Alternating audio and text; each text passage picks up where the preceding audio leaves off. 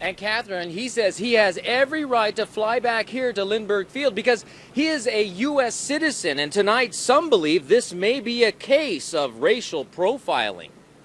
Born and raised right here in San Diego. Hanif Mohebi is talking about 27-year-old Kavon Iraniha, an SDSU graduate who spent the past year getting his master's degree in international law in Costa Rica.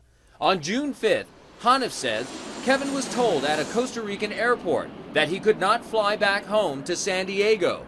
And when he went to the U.S. Embassy, he was interviewed by FBI agents for several hours. Essentially, at the end of the day, he was told he is on a no-fly list with no reason. According to the FBI, the Terrorist Screening Center is the agency that compiles the no-fly list, a list that allows the U.S. government to keep certain people who are considered a security risk from boarding a plane.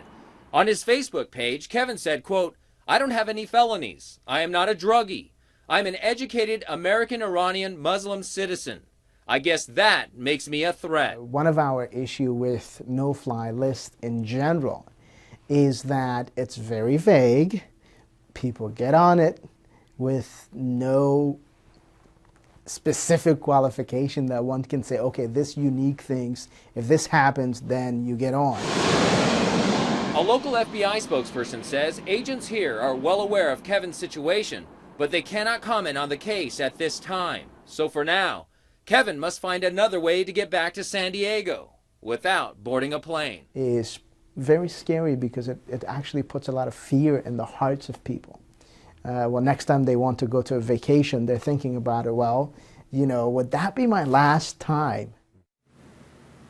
Now tomorrow, Kevin is going to try one more time to fly back from Costa Rica to San Diego. Meantime, his family members are planning to speak at a press conference tomorrow morning at 11 a.m. Reporting live at Lindbergh Field, I'm Tony Shin, NBC 7, San Diego. What happened, Tony? And Mark and Catherine, this is how he got back home to San Diego. Well, he simply flew to TJ and then walked across the border back to San Diego. Tonight, he wants to know why he can travel to the U.S. on foot, but not by air.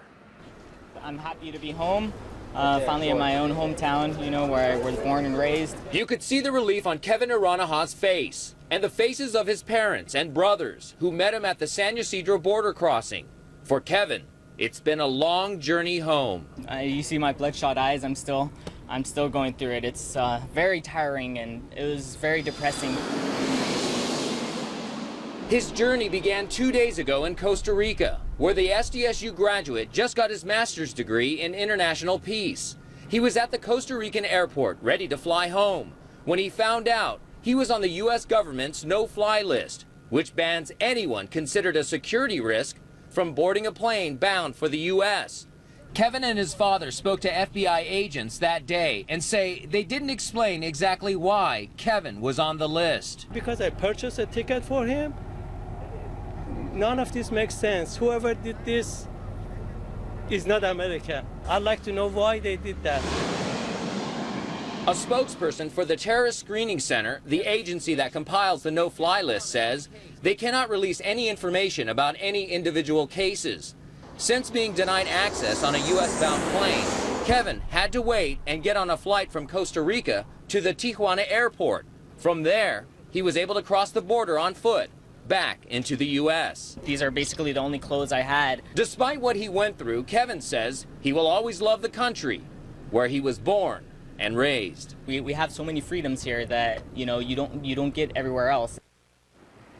Now, Kevin says while he was in Costa Rica, FBI agents questioned him about his recent travels to the Middle East, including Iran, where he says he was visiting family. Meantime, tonight it's still unclear if he plans on taking any legal action against the U.S. government. Reporting live at the border, I'm Tony Shin, NBC 7, San Diego.